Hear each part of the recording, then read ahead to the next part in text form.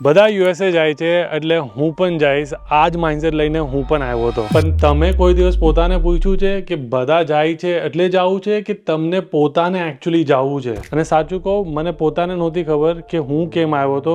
બસ આવું તું એટલે આવી ગયો. હું એમ નથી કહેતો કે યુએસ ના આવો. યુએસમાં બહુ જ સારું છે, ઓપોર્ચ્યુનિટી છે, લાઇફસ્ટાઇલ છે, વર્ક કલ્ચર છે, ફ્રીડમ છે, પોલ્યુશન બી નથી. પણ ફરક આ છે, જે પોતાની માટે આવે છે ને એ અહીંયા આવીને બહુ જ ગ્રો થાય છે, પણ જે બીજાને જોઈને આવે છે ને એ અહીંયા આવીને એકદમ ખોવાઈ જાય છે, લોસ થઈ જાય છે. સેમ કન્ટ્રી છે પણ બેઉના અલગ અલગ રિઝલ્ટ છે. કેમ કે એક પાસે પોતાનું રીઝન છે અને બીજા પાસે કાંઈ નથી. તો પોતાને છે ને આ ક્વેશ્ચન પૂછો કે તમે યુએસ આવીને બનવા શું માંગો છો, લાઈફ કેવી જોઈએ છે, વર્ક કલ્ચર શું જોઈએ છે, કરિયર રોલ શું જોઈએ છે. અગર આનો આન્સર છે તો તમે રાઈટ ટ્રેક પર છો.